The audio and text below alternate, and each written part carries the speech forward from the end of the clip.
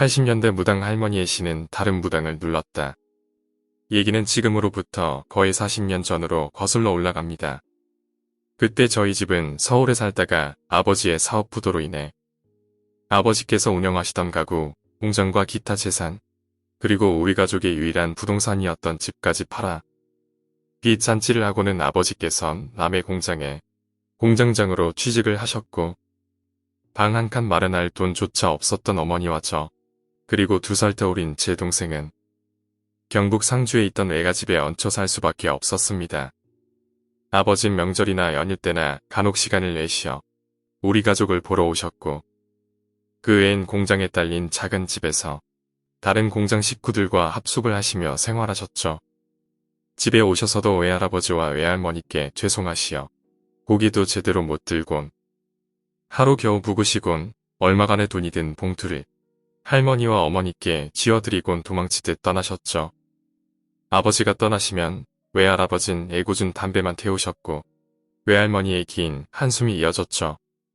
어머닌 우리가 볼세라 서둘러 부엌으로 가셔선 부뚜막 구석에 쭈그리고 앉으셔서 소리 없이 우셨습니다. 전 어린 나이에도 어머니께 말 걸면 안 되겠구나 하고 마루에 나와 시무룩하게 앉아 괜히 발로 맨 땅을 차며 앉아 있었어요. 그러다 상주 할머니가 오셔선 대문에 서서 손짓으로 제게 어서 나오라는 동작을 취하셨고 시무룩하게 고개 숙이고 나오는 제 손을 꼭 잡으시곤 바로 옆집인 할머니네 집으로 데리고 가셔선 떡이며 약과며 사탕이나 홍시 등의 주전부리를 주셨습니다. 그렇게 전 만남 간식을 먹으며 애답게 금방 기분이 좋아져 기운을 차리곤 했습니다. 상주 할머니는 저와는 아무런 혈연이 없는 분이십니다. 그러나 제겐 혈연 이상인 분이시기도 하시죠. 할머니 살아 생전에 절 보시곤 할머니께선 자주 너와 난 아주 많은 인연으로 얽혀있는 사이라고 종종 얘기를 하셨는데 의미를 여쭈면 항상 뜻 모를 미소로만 화답을 하셨답니다. 할머니를 처음 뵌 것은 우리 가족이 상주 외가댁에 더부살이를 하려고 용달 트럭에 간단한 짐을 싣고 가던 첫날이었습니다. 대부분의 세간살이를 아버지가 다니시는 공장 창고 한 귀퉁이를 빌려 쌓아놓고는 정말 필요한 짐만 가지곤 외가집으로 향했습니다. 외가집에 몇 번 가보긴 했겠지만 그땐 저도 너무 어릴 때라 딱히 기억나는 건 없고 그때 기억이 외가집에 관한 최초의 기억이었습니다.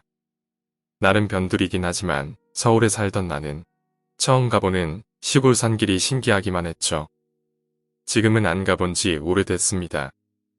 외조부모님도 2분 다 돌아가신 지 오래되었고 상주 할머니는 외할머니보다도 더 일찍 돌아가셨죠. 딱히 다른 친척도 없는 그곳은 제겐 어린 시절 추억이나 좀 있는 외지니까요. 지금은 어떤지 모르겠지만 어린 시절의 상주는 정말 산간오지였습니다. 산골 깊이 있는 도시였고 지금 생각해보면 그렇게 사방이 산으로 둘러싸인 산속의 도시가 있던 것도 신기할 정도로 말이죠. 그나마 외가집은 그 산골 도시인 상주서도 도심이 아닌 한참을 더 들어가던 두메 산골 마을이었습니다. 그렇게 외가집에 도착을 하였고 짐을 내리곤 정리는 엄마에게 맡기고는 동네 탐사에 나섰지요.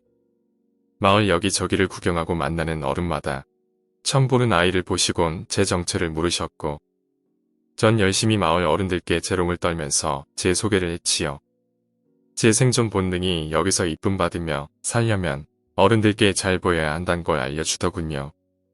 마을에 하나 있던 정말 조그만 구멍가게 앞에 막걸리를 마시고 계시던 마을 어른분들이 이것저것 물으시고는 과자 한 봉지 사주셔서 먹으며 집으로 돌아가고 있었습니다. 그리고 집에 다다랐을 무렵 옆집 담장으로 누군가 저를 부르는 겁니다.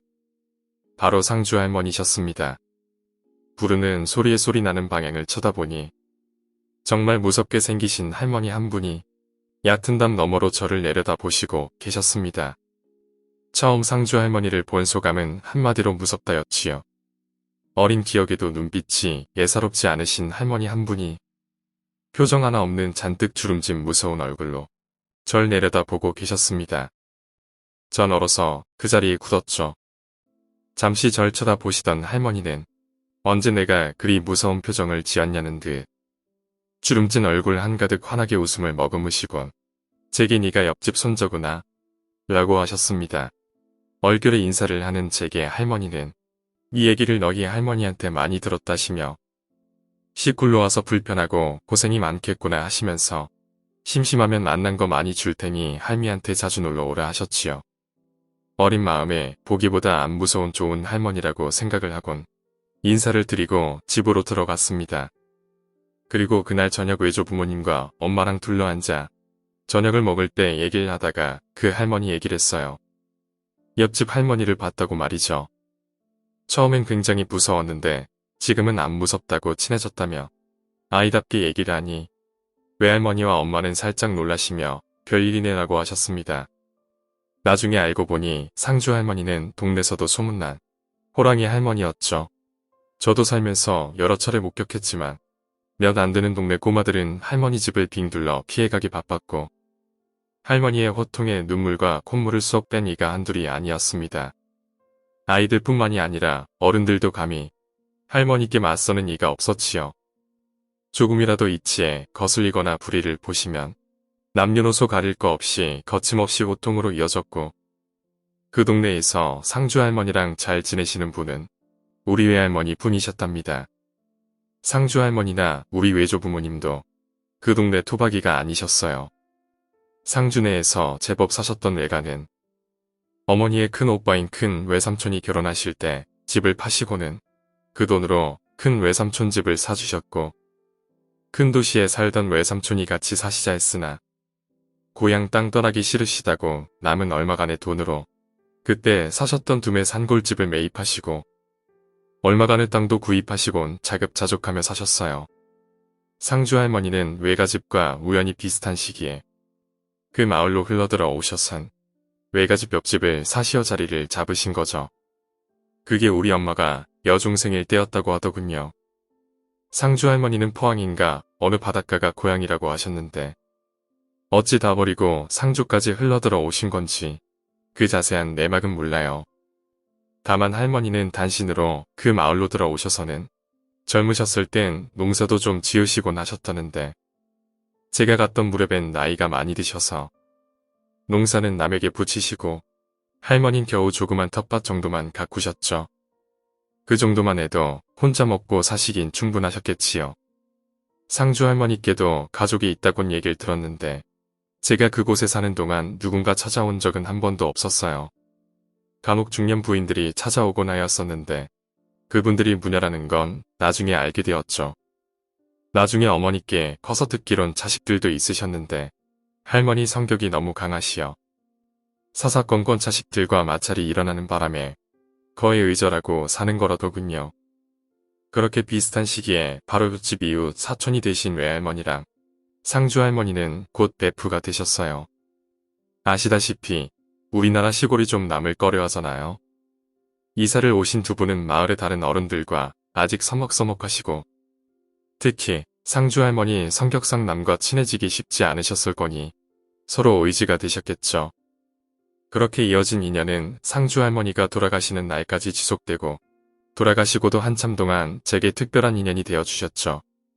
그 마을로 처음 이사간 게 우리 어머니 중학생 때였다던데 거기서 학교 다니시려면 정말 고생하셨을 듯 하네요. 아무튼 저희 어머니도 예외가 아니어서 고등학교 졸업하고 상주를 떠나실 때까지 상주 할머니께 엄청 야단 많이 맞으셨다며 간혹 추억에 잠기실 땐 그 호랑이 아줌마라고 하시며 치를 떠시더군요. 그래도 할머니가 무척 든든하고 고마웠다고 해요. 어머니는 고등학교 졸업하실 때까지 통학을 하셨는데 고등학생이 되시고 나선 일부러 일을 만드셔서 느낌이 좋지 않으신 날엔 어김없이 어머니를 데리러 학교까지 찾아오셨답니다. 그럼 그날은 어김없이 안 좋은 일이 생길 뻔한 날이었다고 해요. 시골이고 어두운 곳도 많고 그러다 보니 꼭 그런 곳에 서식하는 동네 양아치나 불량배들 있지요. 괜히 여자들 지나가면 시비 걸고 그러는 애들 말입니다. 우리 어머니도 그런 놈들에게 시비 걸릴 뻔한 적이 몇 번 있었는데 할머니 호통 한 번을 고양이 앞에 쥐처럼 꽁무니를 뺐다고 합니다. 상주 할머니는 우리 외할머니보다 5살 위였다고 하시는데 두 분 얘기하는 걸 들으면 아주 친한 동무라고 느껴졌었어요. 상주 할머니가 돌아가신 후 저희 외할머니도 몇 해 후에 돌아가셨는데 돌아가실 때까지 상주 할머니를 항상 그리워하시더군요. 그렇게 그 마을에서 외가집에서 살게 되고는 이상하게 할머니와 친하게 되었어요. 물론 제가 사람을 안 가리고 잘 사귀기도 하지만 할머니께서 절 엄청 챙기고 귀여워해 주셨거든요. 항상 할머니 집엔 뭔가 맛난 간식이 있었고 할머니는 그걸 챙겨주시고 제가 먹는 걸 참 기뻐하셨어요.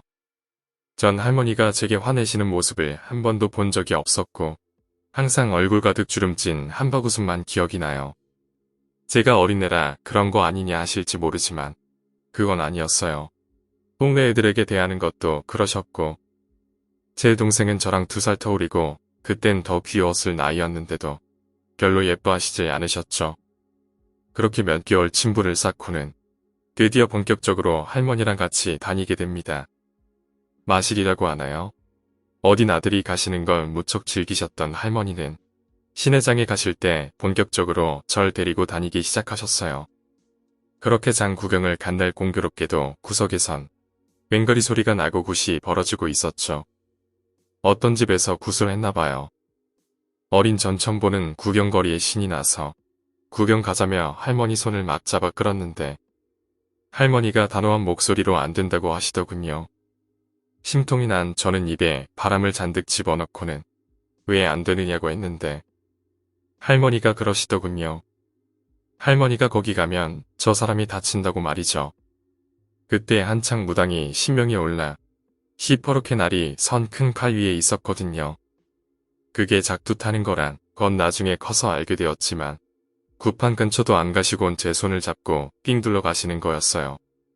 제가 시무룩하게 따라가자 할머니는 그게 안 되어 보이셨던지 우리 좋아 배 안 고프냐며 우리 만난 거 먹으러 갈까? 하시는 거였어요. 애들에게 뭐가 있어요. 그저 재밌는 구경이랑 만난 거만 있으면 세상에서 제일 행복한 게 어린이지요. 한창 먹고 그의 에너지 넘치는 아이인데 배가 고팠지만 망설였어요. 어머니께 단단히 교육받고 나왔거든요. 할머니 돈 없으니까 장에 가서 뭐 사달라고 떼쓰면 안 된다고 말이죠. 돈 보내주는 자식도 특별한 수입원도 없으신데 할머니가 쌈지돈이 있음 얼마나 있으셨겠어요? 제가 쭈삣쭈삣하자 할머니는 왜 할미 돈 없을까봐 라고 하셨고 전 조심히 고개를 끄덕였어요. 할머니께선 웃으시더니 제 머리를 쓰다듬어 주시며 고기랑 밥 먹자 라고 하시며 제 손을 잡고는 어디로 가셨고 전 고기라는 말에 정신이 혼미해져 쫓았습니다. 얼마쯤 가서 몇 개의 골목을 거치곤 어느 집 대문 앞에 이르렀어요. 그곳은 다른 집과는 달리 이상한 깃발도 꼽혀있고 절에서 쓰는 등도 달려있던 그런 집이었죠. 그 집 앞에 도착을 했는데 할머니가 분명 부르시지도 않고 초인종도 누르지 않았는데 안에서 사람이 급하게 나오는 소리가 들렸습니다. 그리고 급하게 문을 열고는 깊숙이 허리 숙여 인사를 하더군요. 전 어린 맘에도 참 신기했어요. 어떻게 알고 나왔지? 하고요. 할머니는 인사하는 아주머니를 본체 만체 하시곤 흡사 자기 집 들어가시듯 자연스럽게 그 집 안으로 들어가셨어요. 그리고는 밥 좀 차려봐. 애기 먹을 거니 신경 써서 이것저것 좀 차려오게 하시는 거였죠. 너무나 자연스럽게 아랫사람 부리듯 하셨고 아주머니는 당연하다는 듯 공손히 대답하시고는 우릴 안방으로 안내하셨어요. 그리고 얼마의 시간이 지나고는 정말 푸짐한 밥상이 들어왔어요.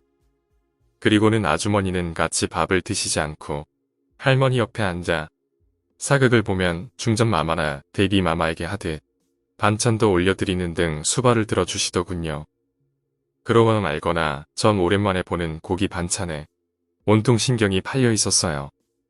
집에선 매일 된장찌개나 두부찌개에 김치랑 나물 몇 가지 간혹 계란, 후라이 하나 먹다가 집에서 먹던 반찬의 3배는 되는 것 같은 거기다 고기도 소고기랑 닭고기까지 있는 완벽한 밥상에 이성의 끈을 놓아버렸죠. 전 천천히 꼭꼭 씹어 먹으란 할머니 말씀은 콧등으로 듣고 열심히 고기를 흡입하고 있는데 간간히 할머니랑 아주머니가 나누는 얘기들이 들렸어요. 할머니가 아주머니 말씀에 추임새를 넣으시며 그러시다가 뭐라고 얘기를 하시는 소리가 들렸고 아주머니는 감사하다며 공손히 화답을 하시더군요. 그렇게 식사가 끝나곤 할머니께서 제가 다 먹길 기다리시더니 다 먹었냐? 그럼 가자 하시며 미련 없이 자리를 털고 일어나시더군요. 아주머니는 따라 일어서시며 언제 준비하셨는지 하얀 봉투 하나를 할머니께 공손히 건넸고 할머니는 당연하다는 듯 받아 챙기셨습니다. 문 밖까지 나와 깊숙이 허리 숙여 인사하시는 아주머니의 배움을 받으며 집으로 가는 버스를 타러 갔고 할머니께선 차를 타기 전에 시내 큰 슈퍼에서 제게 과자를 하나를 사주셨어요. 그리고 계산하실 때 아까 아주머니에게 받은 하얀 봉투에서 돈을 꺼내주셨고 전 그제야 아주머니께서 할머니께 드린 봉투가 돈이었단 걸 알았어요. 그 뒤로도 장날이면 비가 오지 않는 날마다 꼭 할머니랑 장구경을 갔었고 그때마다 할머니는 그 아주머니네 집 이외에도 여러 군데를 다니셨는데 한 번 갈 때마다 한 집만 가셨지요. 그리고 할머니가 가시는 집은 예외 없이 할머니를 큰 절로 맞으며 극진히 대접했고 여기에 저도 덩달아 호사를 누렸답니다. 할머니가 어떤 무당집은 그냥 지나치셨는데 제가 왜 저 집은 안 가냐고 여쭈면 저 집은 가짜야 라고 대답하시곤 하셨죠. 그러다 한 번은 난리가 난 적이 있어요. 할머니께선 그런 가짜 무속인 집을 보셔도 그냥 눈살 한번 찌푸리시곤 지나치곤 하셨는데 한 번은 정말 한참을 서서 지켜보시더니 갑자기 화가 폭발하셔선 그 집으로 뛰어들어가신 적이 있었죠. 그 집은 좀 젊은 우리 엄마보다 좀 더 나이 들었을 아줌마가 점을 치시고 계셨고 손님도 몇 분이 대기하고 있었어요. 뛰어들어가신 할머니는 다짜고짜 점 보는 탁자를 잡아 엎으시고는 그 아주머니께 호통을 치셨어요. 전 할머니 행동에 놀라 쫄래쫄래 마루까지 따라 들어가 지켜보고 있었는데 할머니께서 이런 되지도 않은 망할 년이 어디서 귀신 팔아가지고 사람들한테 사기치려고 한다며 고래고래 고함을 치셨어요. 그러시고는 내가 그냥 밥벌이나 하려는 것들은 그냥 큰 피해 안 주고 밥이나 먹고 살려고 하는 것들이라 여겨 그냥 뒀는데 넌 사기치려고 맘먹은 년이니 내가 그대로 보고 지나칠 수 없다시며 그 아줌마를 쥐잡듯 했고 그 아줌마는 말 대꾸 한마디도 못하셨죠.